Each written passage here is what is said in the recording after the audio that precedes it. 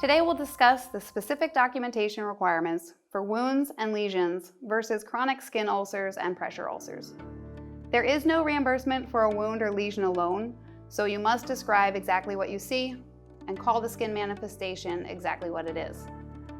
For example, if you simply document wound or lesion of the leg, it will not trigger the HCC for funding. So therefore, describe all the details about the wound, including exactly where it is, so the site, the size, and the stage. Add measurements, add if any drainage or tunneling. Here are some examples of how to document chronic ulcers of the skin, except for the pressure ulcers.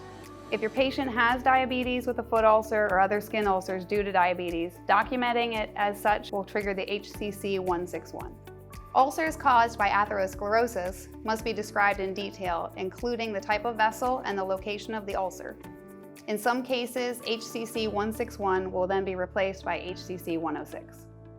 Non-pressure chronic ulcers of specified sites will trigger HCC 161. These are also known as chronic ulcers of the skin, NOS, or neurogenic ulcers. Varicose veins with ulcerations, including post-thrombotic syndrome with ulcer, will trigger HCC 107. Cause for the pressure ulcer must be documented, as well as the stage. So be aware that stage 1 ulcers do not trigger an HCC. However, the stage 2, 3, 4, and unstageable ulcers trigger different HCC groups. Documenting the stage, size, depth, and indications of any tunneling is not only critical for accurate management and prognosis, but also is necessary for correct funding. So take a moment to review the staging guidelines, because as of 2020, stage 2 pressure ulcers will trigger a 159.